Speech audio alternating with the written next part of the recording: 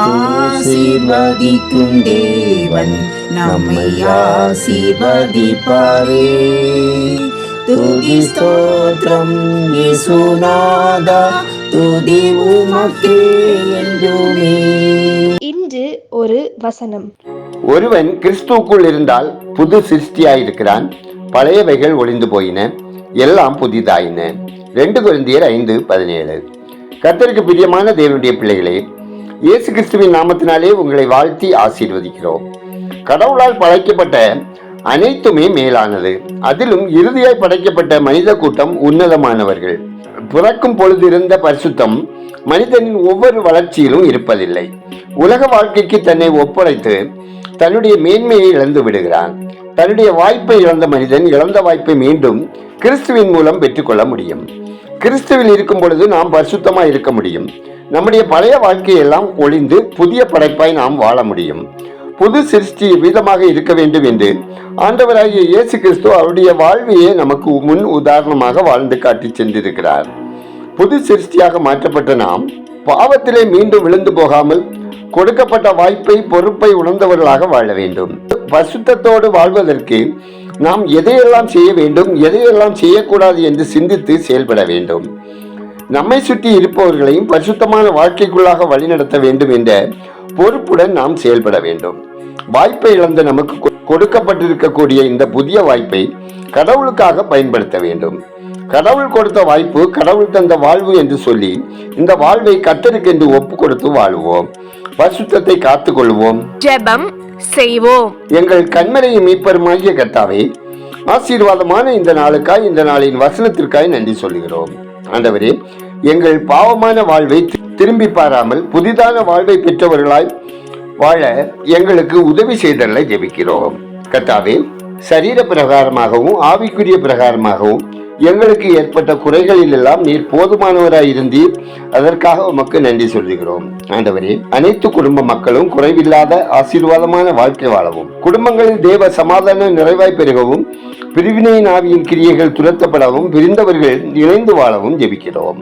கர்த்தாவே, பிள்ளைகள் கர்த்தருக்குள் வளர்ந்து வளமான வாழ்க்கை வாழவும், எதிர்காலம் ஆசீர்வாதமாக அமையவும், குடும்ப தேவைகள் யாவும் குறைவின்றி சந்திக்கப்படவும் தேவன் இரக்கம் செய்திட ஜெபிக்கிறோம்.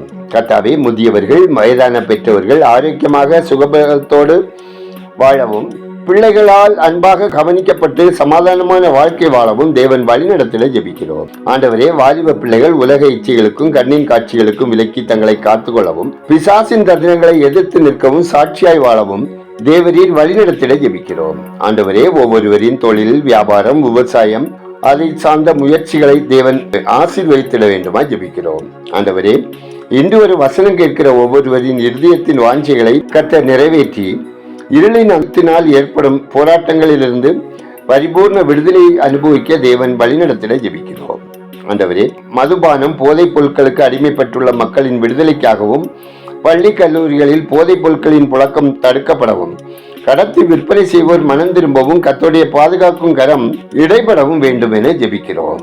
ஆண்டவரே, கடும் வியாதியினாலும் பற்பல சுகவீனங்களினாலும் பீடிக்கப்பட்டு மருத்துவமனைகளிலும் வீடுகளிலும் சிகிச்சையில் இருப்பவர்களுக்கு தேவரீர் இரக்கம் செய்து அவர்களை குணமாக்கி பூர்ண விடுதலையை பெற்று அனுபவிக்க கிருபை தந்தல்ல ஜெபிக்கிறோம். ஆண்டவரே, ஆண்டு இறுதி தேர்வு எழுதி கொண்டிருக்கிற, எழுத ஆயத்தப்படுகிற அனைத்து பிள்ளைகளுக்கும் நல்ல ஞானமும் ஞாபக சக்தியும் அள்ளி செய்து அவர்கள் சிறந்த மதிப்பெண்களோடு தேர்ச்சி அடைய கர்த்தர் உதவி செய்திட வேண்டும் என ஜெபிக்கிறோம்.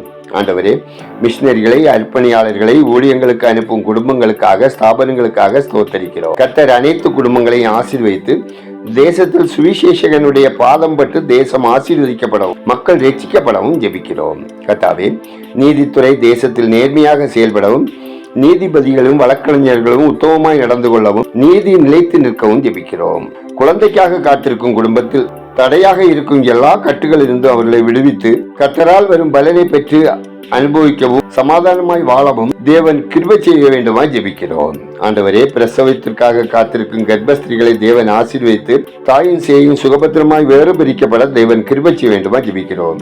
சமூக வலைத்தள பாவங்களிலும் ஆன்லைன் சூதாட்டங்களில் சிக்கி வாழ்க்கையை நரகமாக்கி கொண்டிருக்கும் மக்கள் மனம் திரும்பவும் ரட்சிக்கப்படவும் ஜெபிக்கிறோம். கர்த்தாவே, குடும்பங்களில் திருமணத்திற்காக ஜெபித்து வரும் சகோதர சகோதரிகளுக்கு ஏற்ற வாழ்க்கை துணையை தந்து திருமணம் கைகூடியற செய்து ஆசீர்வதிக்க ஜெபிக்கிறோம். ஆண்டவரே, அளவு கடந்த கடன் பாரத்தினால் சிக்கி தவிக்கிறவர்கள் மீட்கப்படவும், கடனை தேவ ஒத்தாசையோடு செலுத்தி தீர்க்கவும் தேவன் கிருபை பாராட்ட ஜெபிக்கிறோம்.